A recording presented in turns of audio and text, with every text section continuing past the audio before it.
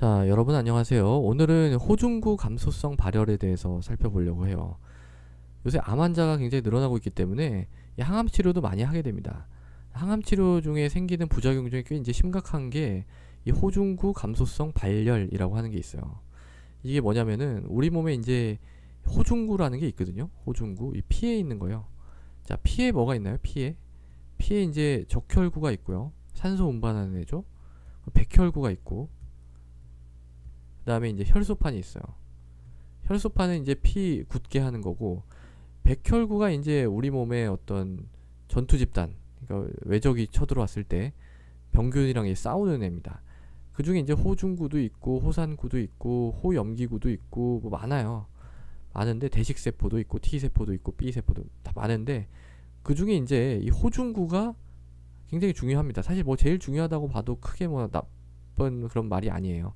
이게 이제 영어로는 뉴트로필이라고 하고요. 그러니까 이 전투 집단으로 따지면 보병, 뭐 육군 이런 개념이에요. 육군. 그러니까 가장 기본이 되는 그런 어떤 면역을 담당하는 그런 친구입니다.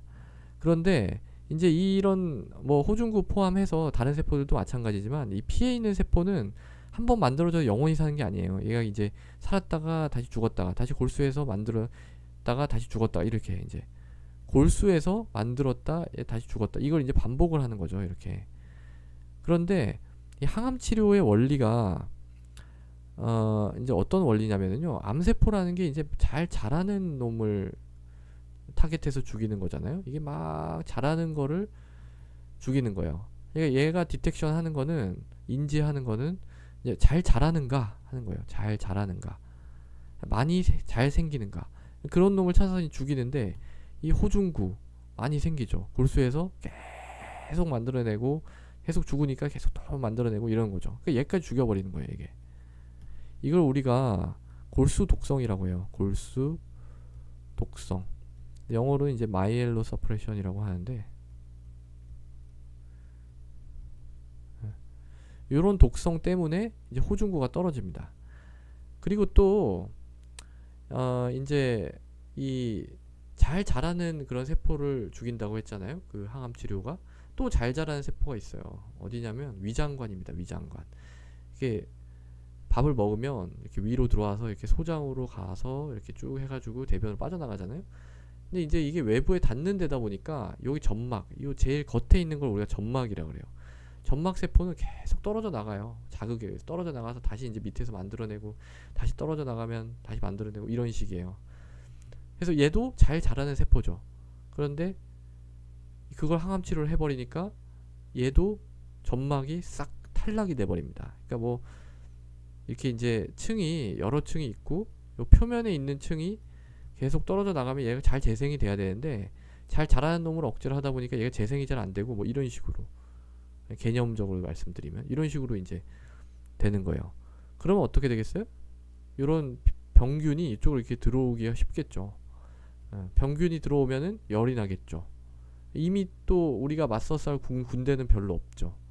그래서 이제 호중구 감소성 발열이 생기는 겁니다. 그래서 골수 독성하고요, 요 장 점막 떨어져 나간 걸 우리가 이제 위장관 점막 독성이다 이렇게 얘기를 합니다. 이 두 가지 독성에 의해서 호중구 감소성 발열이 생겨요.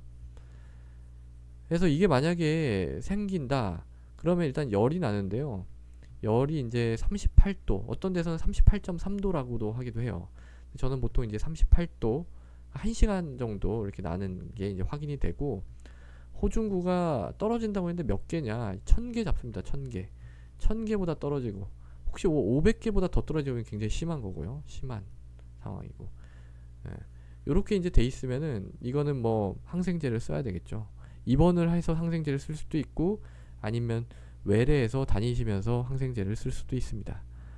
그리고 또 이제 주의해야 될 게 개인 위생이죠. 아무래도 이런 균이 평상시에도 물론 중요하지만, 이럴 때는 우리 몸의 군대가 제 펑션을 못하고 있는 거기 때문에 개인 위생, 균이 들어올 만한 그런 거는 하지 않는 게 좋아요. 그래서 마스크 꼭 하시고, 뭐 음식 같은 것도 생으로 드시지 마시고, 야채 같은 것도 다 익힌 음식, 요구르트 이런 거, 요구르트에는 균 들어 있거든요. 요구르트 같은 거 드시지 마시고, 뭐 그러니까 균이랑 좀 차단을 하는 게 필요하다. 이 정도 이제 말씀을 드립니다. 자, 그래서 오늘은 호중구 감소성 발열, 이 항암 치료 이후에 생기는 이유에 대해서 말씀을 드렸습니다. 감사합니다.